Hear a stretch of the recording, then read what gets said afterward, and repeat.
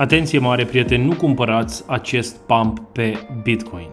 De unde și până unde avem acest pump? Ei bine, aici am avut de fapt momentul care a schimbat sentimentul în piață, momentul în care am avut un micuț change of character, o schimbare de caracter, dar de fapt din nou ce a declanșat acest moment? Vedem foarte simplu că Bitcoin a crescut după ce cei de la Grayscale, care sunt un asset manager care gestionează undeva la 50 de miliarde de dolari, au câștigat în instanță procesul cu Security Exchange Commission, ca aceștia să poată aplica pentru primul spot Bitcoin ETF în Statele Unite ale Americii. Ei bine, lucrul acesta a provocat un pump și lumânarea asta e pe daily, dragii mei. Însă, pentru cei care mă urmăriți de o bucată de timp, și asta nu e un bluffing, aici vorbim de facts, sunt fapte, ați văzut, dragilor, că am desenat de mult timp acest fake-out care cumva îi încă în scenă din punctul meu de vedere și acum ce am putea să facem este doar să prelungim cumva această idee de fake-out, adică să retestăm 29, poate hai să-l facem chiar mai mare, poate chiar 30.000. Inițial, până în punctul acesta, primul fake-out pe care l-am desenat aici pe graficul din fața dumneavoastră, e bine,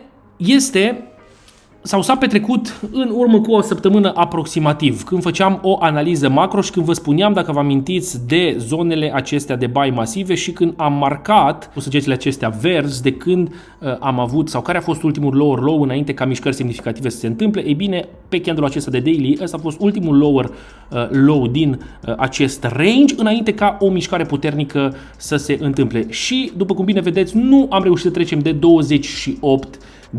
de dolari. Din punctul meu de vedere, fake-out-ul este în continuare pe masă și acest eveniment rămâne un eveniment de tip buy the rumors, sell the news. Cu siguranță, Bitcoin nu o să câștige tot mai mult teren și tot mai multă validitate în perioada următoare, dar nu uitați că înainte de halving-ul BTC-ului mereu se vor întâmpla anumite corecții sau cel puțin asta ne spune istoria. În punctul acesta eu am luat o poziție long, știți foarte, foarte bine și am urmat și pe spot. Și poziția long o să o mai las. Știți bine că am reacumulat și pe spot în zona de 25.500 și am luat și o poziție long. Odată ce am intrat în profit, ce am fost peste 26.000, am mutat SL la nivel de entry și în continuare o să mut SL-ul undeva aici, 26.000 chiar 800, ca să fiu în profitabilitate în cazul în care scăderile o să persiste. Din punctul meu de vedere, scenariul și narativa aceasta încă este probabilă, da? Am mai umplut parțial din acest gap, din acest gol, însă nu avem o mișcare susținută. Acțiunea prețului mereu e destul de distorsionată pe măsură ce ne apropiem de halving-ul BTC-ului. Pentru mine zona aceasta rămâne pe Bitcoin de interes, așa că nu vă pripiți, dragii mei, și în cazul în care ați reușit să faceți un profit, părerea mea este să vă bucurați de profitul acesta, exact cum fac și eu. Încerc să-mi securizez poziția long și încerc să mă bucur de profit. Nu vă hazardați și nu vă lăsați călăuziți de euforie. Avem încă 5 aplicări pentru BTC Spot ETF, Bitwise, BlackRock, VanEck, Wisdom Tree și Invesco, aceștia, da, au aplicat pentru un spot Bitcoin ETF. Când o să se întâmple lucrul ăsta, o să intre mulți bani în piață. Însă, deocamdată mai avem de mâncat până acolo. Așa că, da, a fost un mega pump, a fost o nebunie și am crescut undeva la 7% în decurs, atenție, de aproximativ 4 ore, însă, din punctul meu de vedere, narativele acestea rămân în picioare și există o probabilitate ridicată să avem parte de un fake-out. Deci dacă pe weekly, atenție, da, o să ne mutăm pe weekly, nu închidem, peste zona de la 27.500, aș îndrăzni să spun 28.000, nu o să iau în considerare un nou all-time high cumva anul acesta, nu, nici de cum, ci o să fac lucrurile cu cap, cu grijă, o să îmi securizez capitalul, o să mă bucur de profit și încerc totodată poate să mai acumulez pe spot, atenție, pe termen mediu spre lung. Dar ca poziție deschisă nu. Poziția long o să o mut, sunt în profitabilitate, o să mut SL-ul mai sus. În cazul în care retestăm zona de la 26.700, 26.600, vreau ca lucrurile să fie securizate pentru mine. Urmăresc zona de la 25.000.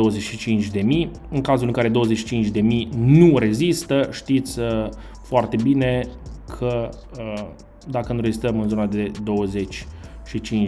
urmează o poziție short care ar arăta în felul acesta. Avem un RR de 2.5, putem ăsta să-l mutăm chiar mai jos ca să avem un RR de 3 măcar și da, aici din nou o zonă masivă de buy. Grijă cum tranzacționați. Da, urmăriți aceste repere. Între timp am o super surpriză pentru voi, vreau să fiți foarte atenți. În descrierea clipului aveți un link ca să vă înscrieți pe exchange-ul celor de la Prime XBT, care, atenție, în curând o să adauge și o secțiune aici la trade, nu doar de margini, o să avem o secțiune pe futures. Ei bine, celor care intrați în școala mea în Grec Capital, aveți secțiunea de bun venit, da? Citiți termenii și condițiile, vă înscrieți, atenție în continuare, da? Premium Membership este $50 pe lună. Ulterior o să fac o secțiune care o să se numească un canal la mine în Grec Capital, Prime XBT. O să depunem minim $500.